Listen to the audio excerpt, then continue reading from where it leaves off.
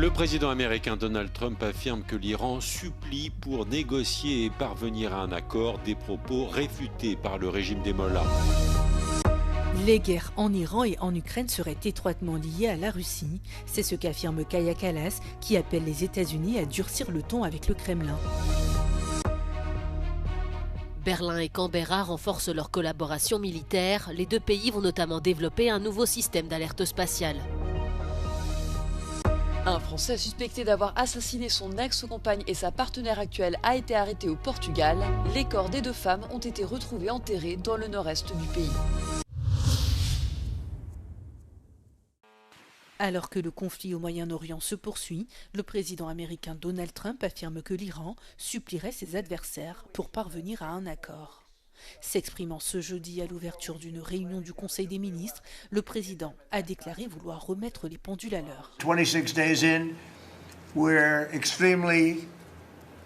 really a lot ahead of schedule. The Iranian regime is now admitting to itself that they have been decisively defeated. They're saying to people, this is a disaster. They know it. That's why they're talking to us. They wouldn't talk otherwise. And they'll tell you, we're not negotiating. We will not negotiate. Of course they're negotiating. They've been obliterated. Who wouldn't negotiate? They are begging to make a deal. L'envoyé spécial des États-Unis au Moyen-Orient, Steve Witkoff, évoque des signes forts indiquant que l'Iran pourrait conclure un accord de paix. Les responsables iraniens continuent pourtant de nier fermement ces allégations. Donald Trump a également critiqué une nouvelle fois ses alliés de l'OTAN qui n'ont pas soutenu sa proposition de former une coalition internationale pour sécuriser le détroit d'Ormuz. Nobody's a match for the United States, but they're not a match for the United States. It's small potatoes. That's why I'm so disappointed in NATO, because this was a test for NATO. This was a test. You can help us. You don't have to, but if you don't if you don't do that, we're going to remember. Just remember this in a number of months from now. Remember my statements. Depuis le début de ce conflit, le 28 février dernier, les États-Unis ont défini un ensemble d'objectifs de guerre à atteindre. Parmi eux figure la destruction des programmes nucléaires iraniens, la fin du soutien apporté par Téhéran aux groupes armés de la région et enfin les efforts visant à renverser le régime des mollahs. Si l'offensive américano-israélienne a porté un coup dur aux autorités iraniennes, le pays continue de tirer des missiles et refuse de s'avouer vaincu. Les guerres en Iran et en Ukraine seraient étroitement liées en raison de l'intervention de la Russie. C'est ce qu'affirme la chef de la diplomatie européenne, Kaja Kallas, qui appelle les États-Unis à intensifier la pression économique sur le Kremlin, qui, selon elle, tire profit de la hausse des prix du pétrole provoquée par la situation au Moyen-Orient. We see that Russia is helping Iran with intelligence to target Americans, to kill Americans, and Russia is also supporting Iran now with the drones so that they can attack neighboring countries and also US military bases. So these wars are very much interlinked. So if America wants the war in the Middle East to stop, Iran to stop attacking them, they should also put the pressure on Russia so that they are not able to help them in this. La chef de la diplomatie européenne a confirmé la position de l'UE qui se dit prête à rejoindre la coalition visant à sécuriser le détroit d'Ormuz lorsqu'un cessez-le-feu sera officialisé.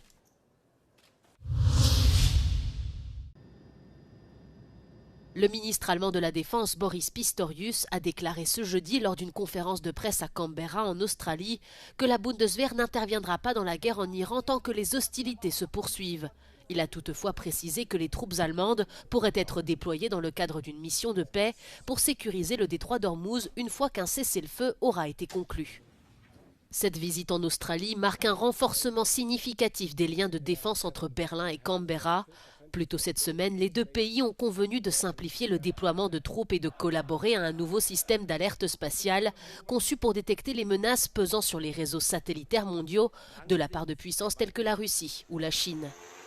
L'Australie prévoit également d'intégrer des missiles de fabrication allemande dans ses propres chaînes de production, alors que les ressources militaires mondiales sont mises à rude épreuve par les conflits en Ukraine et au Moyen-Orient. Boris Pistorius a déclaré que cette initiative s'inscrit dans une stratégie plus large visant à diversifier les partenariats en matière de sécurité et à réduire les dépendances unilatérales, alors que l'Allemagne continue d'accroître sa présence militaire dans la région Indo-Pacifique.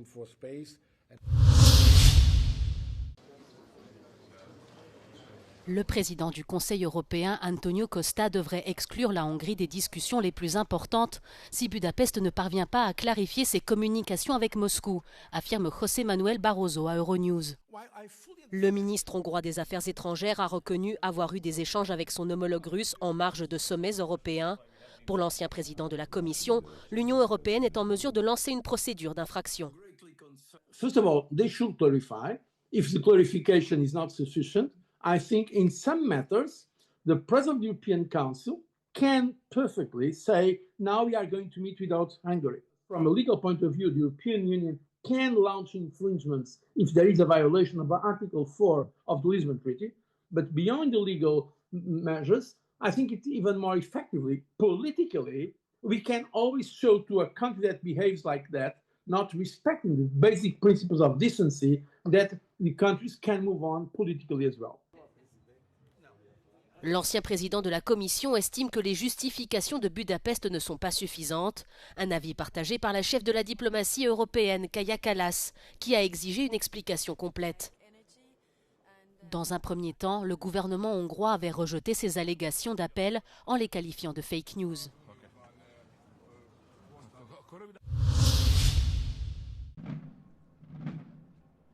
La France a rendu un dernier hommage à l'ancien Premier ministre socialiste Lionel Jospin, décédé ce dimanche.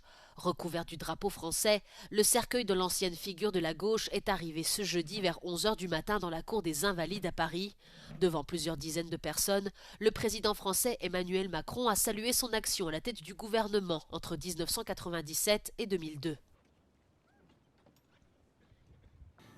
Lionel Jospin a, durant ces années, moderniser la vie économique, sociale et démocratique de la nation de manière inédite.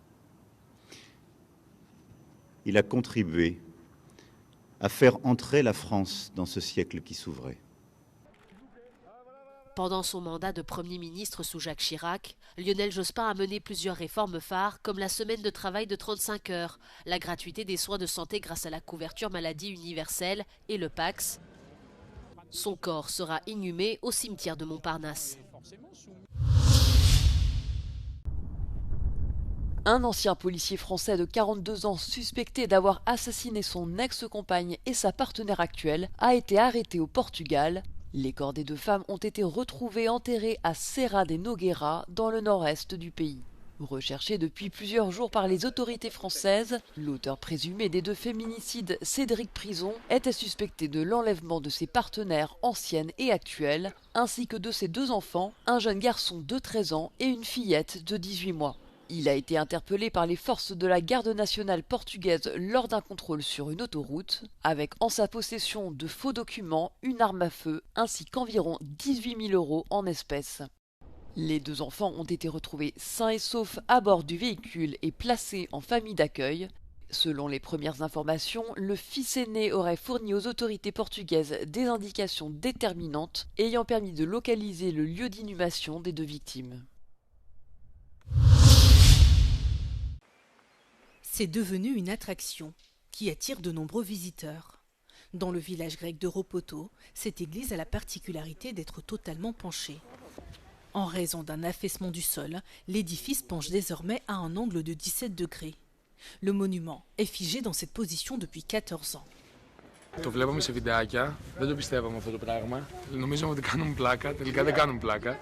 Είναι αδιανόητο, η εκκλήσια είναι τρομερή, σου φαίνει μια ζαλάδα. Άμα δεν το δείτε από κοντά δεν μπορείτε να το καταλάβετε, αλήθεια. Ήταν απίστευτο το πώς κατεβαίνεις στα σκαλιά και ξεκινάς και νιώθεις την κλίση σιγά σιγά. Κάπου λίγο φοβάσαι, κάπου λες ότι εντάξει, το κάνω. Πήγα προς το κέντρο και πάλι έλεγα θα φύγω, θα πέσω, πήγα από την απέναντι πλευρά, πήρα κλίση ολόκληρη.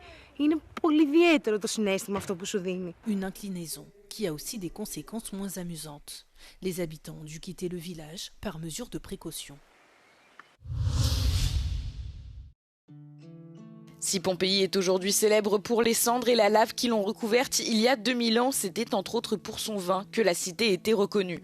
Aujourd'hui, cette tradition ancestrale renaît. Des dizaines de vignes ont été plantées au milieu des ruines de la ville, un projet d'agriculture durable qui a tout de même une portée archéologique. In Pompeii, 2000 years ago, there were vineyards, and today there are again vineyards where we cultivate wine, and this helps us to lower the costs for maintenance, but it's also, I think, a fantastic opportunity to let people know about the history of Pompeii, which is in large part the history of agriculture and of the countryside and of the balance between human communities and environment. C'est l'Aglianico qui est cultivé dans le parc archéologique, un cépage de vin connu dans toute l'Europe et toujours utilisé pour faire du vin naturel. À la période antique, le vin qui en était tiré faisait partie intégrante de la vie quotidienne des habitants. Ils en buvaient au petit déjeuner, lors de cérémonies religieuses et l'exportaient de l'Afrique du Nord à la Grande-Bretagne.